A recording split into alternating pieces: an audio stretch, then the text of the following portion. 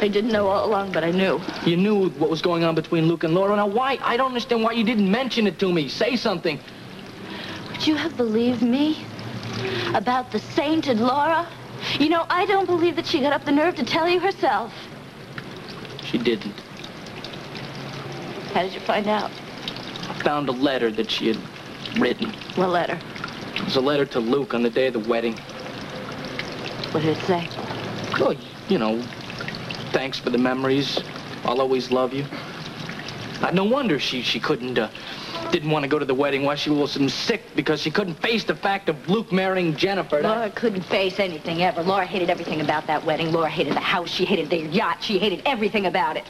Then I don't understand, why would Luke marry Jennifer then if he was so hung up on Laura? There were reasons. Yeah, sure, he probably figured that she would never tell me the truth. I mean, Luke knew what I couldn't learn, that Laura was just incapable of telling the truth to anybody. Laura has been incapable of telling the truth all her life. Laura has never faced anything honestly. If she doesn't lie, she runs. Yeah, well, this time she's done both. What are you talking about? I haven't seen her. Nobody's seen her since I found out about the letter. She knows you read it? Oh, yeah.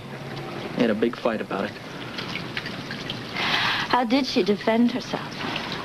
She called it rape. But the affair started that night in the disco. Yes, it did. And because she was too scared to come to you and tell you the truth, she came over here to the park and she yelled rape to a cop. Bobby, what about Luke all along? I mean, he was pretending that he was my friend. Luke was protecting Laura the same way you always have. Well, if he was so honest and everything, I mean, why didn't he come to me? Why didn't he break it off with her? Because he was obsessed with her. No, I'm not defending him, and I'm not going to apologize for him either. The man's dead. Yeah, but... At least he was single. Yeah, but he was messing around with a married woman. That's you know right. Understand what that means? She was a married woman, Scotty. She's the one who should have broken it off if she was a married woman. But no, she had to go on and tease and torment every man in sight just the way she always has. Come and you on, know something? I'm going to tell you something. For the first time in my life, I'm glad that I'm from Elm Street. I'm really proud of it. Because down there, women know how to treat their men. And when they fall in love with a man, they know how to treat that man. They don't lie and they don't cheat. And I am glad that you finally found out the truth about her. Because I think for the first time in her life, she's going to get exactly what she deserves.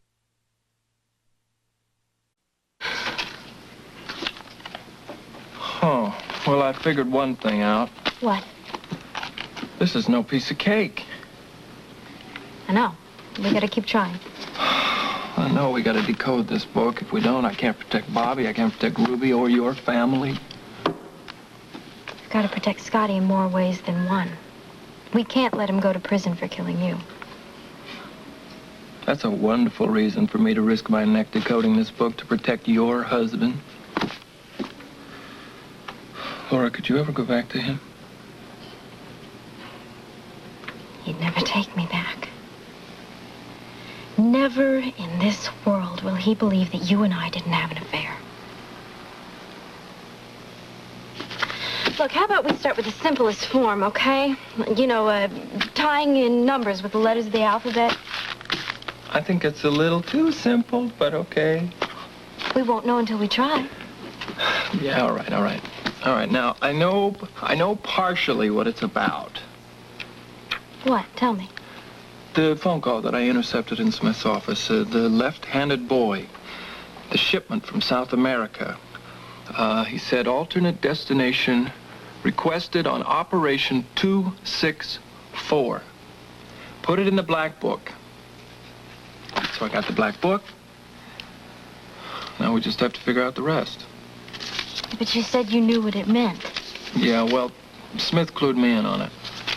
You told him that you took the message? No. See, Smith told me that the cops found out about this shipment of heroin and cocaine that was coming in from South America. Oh, Luke. Look, I know, baby. I know it's a rough business. I know. Well, anyway, when I found out about that, I went to him. I demanded that I be kept out of the dirty end of the business if I married Jennifer. Yeah, well, let's don't go into the sordid details. Let's just figure this out. Hey, here, try 264. All right, 264. Yeah. Okay, 2 is A, B, B. 6, C, D, A is F, 4. D. 4 is B, B, F, D, B, F, D. That's not heroin and cocaine. That's not even smack and coke. This is useless. Luke, there's only one thing that we can do. We have to take this book to the police. We have to let them handle it. Oh, no way, baby. I'm not going to take that kind of a chance. Yeah, but maybe they can help us. What's the matter with you? Don't you keep up with current events? Do you know how long it takes for powerful crime figures like Smith to be convicted? But this book is evidence. Yeah, well, what if the police can't decode it either?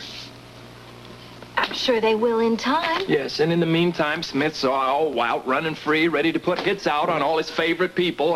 Baby, no, this is mine. We have to decode it. Now, you keep off it. You're dealing with the organization here. They have connections everywhere. I even know they have a connection in Stoddard's office. Are you sure? Absolutely. Smith told me that. Oh, this is scary. Right. I have to decode this myself. With your help, we'll do this. It's the only way I can keep Bobby and Ruby safe. I don't even know that Smith doesn't have a tail on them right now. But if I can find something in here that belongs to Frank Smith, anything connected with him. Nothing yet, huh? No, not yet. Got a half-empty cash box there. But I've got a safe over here. I'd give my eye teeth if I could get the combination to it. No one seems to know it, though. Well, I just passed the bartender. He was checking tonight's stock. Maybe he knows somebody else that'd know the combination. I've already asked him. What are you doing? What does it look like I'm doing? I'm taking this gaudy medallion Jennifer gave me off. Now what are you doing? Taking off my shirt, do you mind? Yes. Laura, will you please put your suspicious little mind at rest? I'm going to bed. To bed? At this hour of the day? I'm sleepy, all right? My eyes are all bleary from trying to read without my glasses. I'm sorry. I won't touch you. I know. I won't. No matter how much I want to. I'm nervous about what we're into. Yeah, well, you ought to be nervous. We're dealing with some pretty rough characters here. I gotta get out of this monkey suit. Yes, your wedding outfit is a little conspicuous. Do you think while I slept you could slip out and get us a little cheap, inconspicuous meal? Sure. Okay, maybe by the time you're back I'll be rested enough. Enough for what? Will you please get your mind off sex? I've been thinking about something. About what? After dark. We need money, right? We need it pretty bad. Okay, after dark, I'm going to slip back into the disco, try to get in the safe. Luke, you can't take that chance again. Listen, I'm going to have to take the chance, Laura. I have to. We need money, not only for hotels, motels, whatever we stay in, for food. But this stuff you're wearing's a little conspicuous, too, you know. Yeah. Yeah, we're going to need some real money if we're going to be able to stay hidden. Lovely. Yeah, I guess. When did Jennifer give it to you? The day before the wedding, it was her wedding gift to me. Jennifer. You know, I haven't even thought about her. It's amazing how easily one can get over the pain of an uncompleted wedding vow. She must be miserable, thinking that you're dead. Jennifer's beautiful, rich, and healthy. She'll bounce back. Tell me, you been thinking about what's his name? Scott, isn't it? Been thinking about him? Don't tell me, because I don't want to know. I'm gonna grab a shower.